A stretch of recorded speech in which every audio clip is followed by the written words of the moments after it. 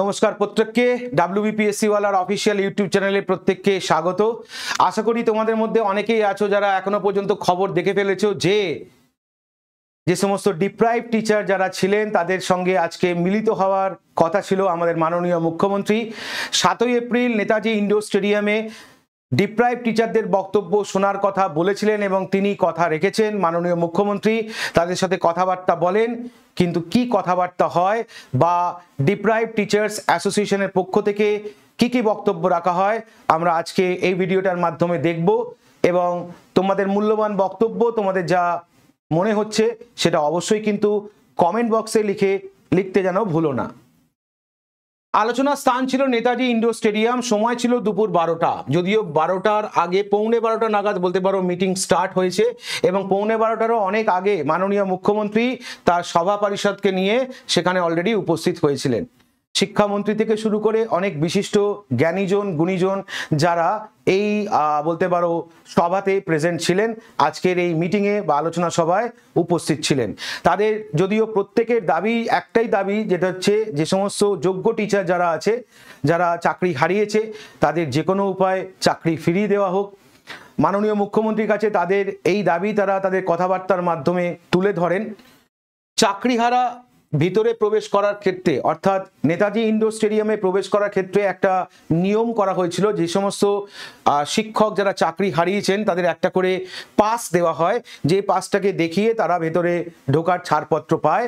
যদিও সেই পাসটাকে কেন্দ্র করে অনেক জটিলতা তৈরি হয়েছিল এবং নেতাজি ইন্ডোর স্টেডিয়ামের বাইরের অংশটা একটা অংশে বলতে পারো রণক্ষেত্রের আকার ধারণ করে। পুলিশি হস্তক্ষেপে বলতে পারো বা পুলিশি হস্তক্ষেপ করতে হয়। কিছু ভুয়ো পাসধারীকে পুলিশ শনাক্ত করে এবং যথারীতি তাদেরকে অ্যারেস্ট করা হয়।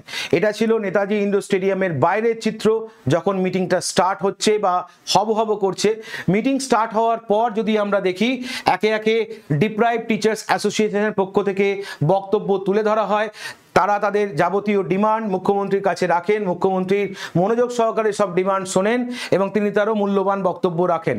আমরা উভয় পক্ষে আলোচনায় কি উঠে এসছে আজকে আমরা এখানে দেখব।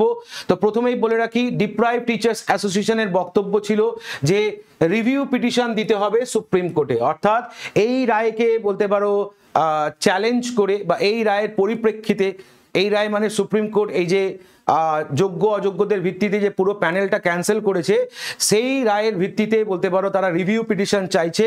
কারা চাইছে না ডিপ্রাইভ টিচার অ্যাসোসিয়েশনের পক্ষ থেকে এই দাবি চাওয়া হয়েছে। সঙ্গে তারা যে কোনো রকম পরীক্ষা দিতে ইচ্ছুক নও এটাও তারা পরিষ্কার ভাষায় কিন্তু বলেছে যে নতুন করে তারা কোনো পরীক্ষা দিতে ইচ্ছুক নয়, এটাও তারা তাদের বক্তব্যের মাধ্যমে তুলে ধরেছে।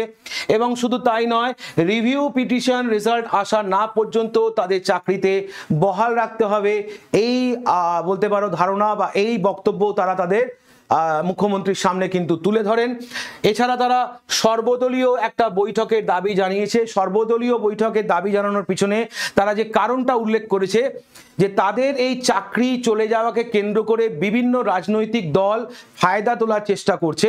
তো যারা সত্যি অন্যান্য রাজনৈতিক দলে হয়তো রয়েছে কিন্তু টিচারদের এই অবস্থাটা কোনো মতে মেনে নিতে পারছে না, তো তারা সামনের দিকে আসুক।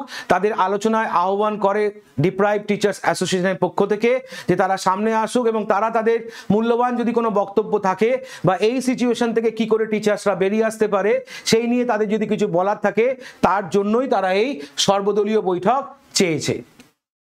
এবং এই ডিপ্রাইভ টিচার্স অ্যাসোসিয়েশনের পক্ষ থেকে বলা হয়েছে এই কেসটা লড়ার জন্য তাদের আরো দক্ষ লয়ার দরকার, যারা কিনা এই কেসটাকে আরো ভালো করে স্টাডি করে বা এই কেসটাকে বলতে পারো আরো সুন্দর করে তাদের পক্ষে নিয়ে আসতে পারে। এই দাবিও তারা মাননীয় মুখ্যমন্ত্রীর কাছে জানিয়েছে।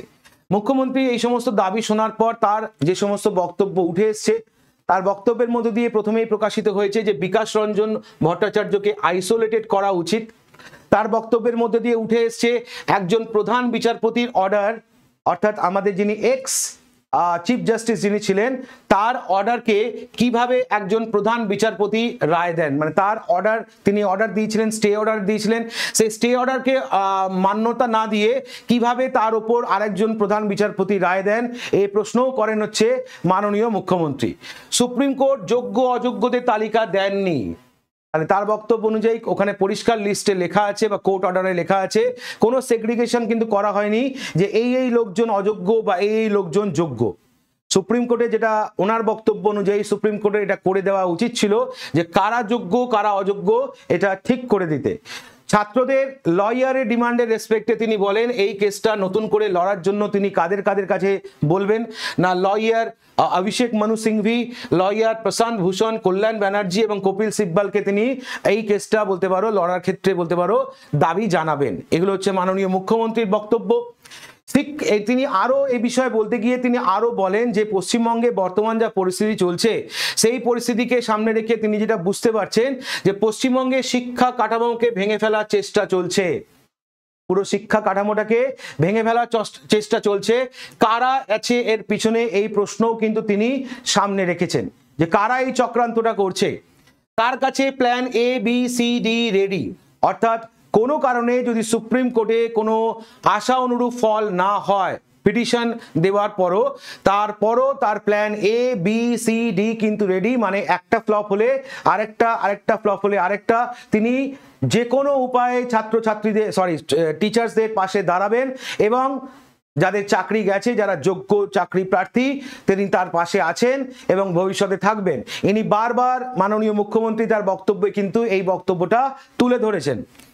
কোনো টার্মিনেশন লেটার কেউ পায়নি তাই জব চালিয়ে যেতে পারেন মুখ্যমন্ত্রী যোগ্য প্রার্থীদের কাছে বা নেতাজি ইন্ডোর স্টেডিয়ামে বসে থাকা টিচার্সদের কাছে প্রশ্ন তোলেন যে আপনারা কি কোনো টার্মিনেশন অর্ডার পেয়েছেন, তাহলে টার্মিনেশন অর্ডার যখন পাননি তাহলে আপনাদের কাজ চালিয়ে যেতে পারেন, ভলেন্টারি সার্ভিস আপনারা দিতেই পারেন। এখানে ভলেন্টারি সার্ভিসের কথা ইনি তুলেছেন, তার কারণ কোর্টের রায়কে মান্যতা দিতে হবে। উনি কখনোই বলতে পারেন না, মাননীয় মুখ্যমন্ত্রী এটা কখনোই বলতে পারেন না যে হ্যাঁ ঠিক আছে আপনারা কোর্টের রায়কে অমান্য করুন, ডিরেক্ট জবে জয়েন করুন। উনি এটা বলতে পারেন না। উনি এটাও বলেছেন কোর্টের রায়কে মান্যতা দিতে হবে, তাই আপনারা আপাতত ভলেন্টারি সার্ভিস দিন। আপনাদের স্কুলে যেতে পড়াতে কেউ তো বারণ করেনি, কারণ আপনাদের কাছে কোনো টার্মিনেশন লেটার আসেনি, তাই আপনারা কিন্তু এই জিনিসটা ভলেন্টারি করতেই পারেন। এটা ওনার বক্তব্য। এছাড়াও যোগ্য অযোগ্য লিস্ট সুপ্রিম কোর্টকে দিতে বলেন চিফ মিনিস্টার, অর্থাৎ এনার বক্তব্য অনুযায়ী ইনি অ্যাপিল করবেন আবার সুপ্রিম কোর্টের কাছে যে কারা যোগ্য কারা অযোগ্য এই লিস্টটা অন্তত তাদেরকে করে দেওয়া হোক, যাতে কিনা তিনি তার উপর দাঁড়িয়ে কাজ করতে পারেন। এছাড়া যদি আমরা দেখি এই সমস্ত জিনিসপত্র কিন্তু আলোচনা হয়েছে এবারের আজকের মিটিংয়ে, কিন্তু এখান থেকে প্রশ্ন অনেক থেকে গেছে। প্রশ্ন যদি আমি করি বা আমি যদি চিন্তা ভাবনা করি যে ডিপ্রাইভ টিচার্স অ্যাসোসিয়েশনের যা বক্তব্য ছিল, যে সমস্ত পয়েন্টগুলো তারা তুলে ধরেছে, এই পয়েন্টগুলোর মধ্যে কিন্তু আরো অনেক কোশ্চেন কিন্তু সামনে রাখা যেতে পারতো। আমি জানি না কেন তারা প্রশ্ন রাখলো না। এই যেমন এখানে একটা পয়েন্ট ইনি বলেছেন যে ধরো কোথায় এই যে পয়েন্টটা বলেছে ভলেন্টারি সার্ভিস আপনারা দিতে পারেন, তাহলে এখান থেকে তো একটা প্রশ্ন দাঁড়াতেই পারে যে ভলেন্টারি সার্ভিস যে দেবো আমি কি মাইনে পাবো, আমি কি টাকা পাবো, টাকা পেলে আমাকে কে দেবে, এসএসসি দেবে? এসএসসি একটা অটোনোমাস কমিশন। মুখ্যমন্ত্রীর বক্তব্য অনুযায়ী যে তিনি এই সমস্ত বিন্দু বিসর্গও জানতেন না, তিনি এই সমস্ত যে কাণ্ড কারখানা ঘটছে বা এই ধরনের যে বাজে কাজ হয়েছে এটার বিন্দু বিসর্গ জানতেন না, ঠিক কথা মানলাম। কিন্তু প্রশ্ন তাহলে তো এখান থেকে ওঠে যে বাড়ির কর্তা যদি বাড়িতে কি ঘটছে না জানে তাহলে জানবে এটা কে? আমার বাড়িতে আমি কর্তা, আমি যদি না জানি আমার বাড়িতে কি ঘটনা ঘটছে তাহলে জানবে এটা কে? রেসপন্সিবিলিটিটা কার, প্রশ্নটা কার? আবার ঘুরে ফিরে সেই প্রশ্নতেই কিন্তু চলে আসছি যে এর দায়িত্ব কে নেবে। School service commission autonomous body বলে আমরা সেটাকে ঝেড়ে ফেলতে পারি না, আমরা সম্পূর্ণ দায়িত্ব তার বা কমিশনের কাঁধে চাপিয়ে দিতে পারি না। এই মানে যারা কিনা যোগ্য আর অযোগ্য এই সেগ্রিগেট করে দেওয়ার দায়িত্বে কারা ছিল? এসএসসি কমিশন দায়িত্বে ছিল। সুপ্রিম কোর্ট বারবার অ্যাপিল করেছিল যে যারা যোগ্য যারা অযোগ্য লিস্টটা প্রদান করা হোক। কেন লিস্টটা সঠিক সময় প্রদান করা হলো না? কেন লিস্টটা সঠিক সময় প্রদান করা হলো না এর উত্তর কে দেবে? কমিশন দেবে। কমিশন অটোনোমাস বলে আমি কিন্তু দায়িত্ব ঝেড়ে ফেলতে পারি না, কারণ ওভারঅল স্টেটটার দায়িত্ব কিন্তু আমার।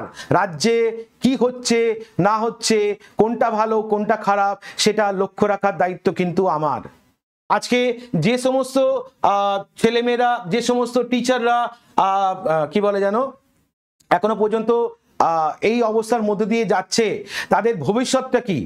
Plan A, plan B, plan C ready আমি মানলাম, কিন্তু সেই plan A, plan B, plan C এগুলো হতে হতে কতদিন সময় লাগবে? যদিও তিনি তার বক্তব্যের মাধ্যমে বলেছেন যে 3 মাসের মধ্যে এক্সিকিউশন হবে, 3 মাসের মধ্যেই চাকরি হারারা চাকরি পাবেন, কিন্তু উনি কিন্তু একবারও কিন্তু পদক্ষেপ কিন্তু খোলসা করে বলেননি যে কি পদক্ষেপ নিতে চলেছেন বা কি পদক্ষেপ নেওয়া দরকার।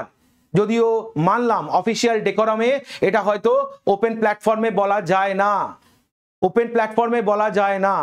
এখানে ইনি আরো বলেছেন যে শিক্ষা কাঠামোকে ভেঙে ফেলার চেষ্টা করা হচ্ছে, শিক্ষা পরিকাঠামোকে ভেঙে ফেলার চেষ্টা করা হচ্ছে, ঠিক কথা, শিক্ষা কাঠামোকে ভেঙে ফেলার চেষ্টা করা হচ্ছে। তা বলে কি অনৈতিক কাজ যেগুলো হয়েছে বা অনৈতিক কাজ যেগুলো হচ্ছে বা অনৈতিক কাজ যেগুলো ভবিষ্যতে হবে কেউ কি বলবে না? বললেই কি সে দোষী হয়ে যাবে? আজকে রাজ্যে যদি হয়, রাজ্যের বিরুদ্ধে যদি কেউ মুখ খোলে তাহলে তার গায়ে একটা লেভেলিং সেটে দেওয়া হবে। আজকে সেন্ট্রাল গভর্নমেন্টের রেসপেক্টে যদি কোনো কারাপশন হয় তাহলে সেখানে যদি কেউ প্রশ্ন তোলে তার গায়ে একটা লেভেলিং সেটে দেওয়া হবে। তাহলে সাধারণ মানুষ কি প্রশ্ন করবে না? কাদের কাছে প্রশ্ন করবে? কে উত্তর দেবে? আমরা কাকে চিনি? আমাদের রাজ্যের প্রধানকেই তো আমরা জিজ্ঞেস করব যে আমাদের প্রবলেমের কথা বলবো, আমাদের সেই প্রবলেম থেকে বেরিয়ে আসার কথা বলবো, কাকে বলবো আমরা? তাহলে এটা ওইভাবে মনে হয় না দেখা ঠিক যে শিক্ষা পরিকাঠামোকে ভেঙে ফেলার চেষ্টা হচ্ছে।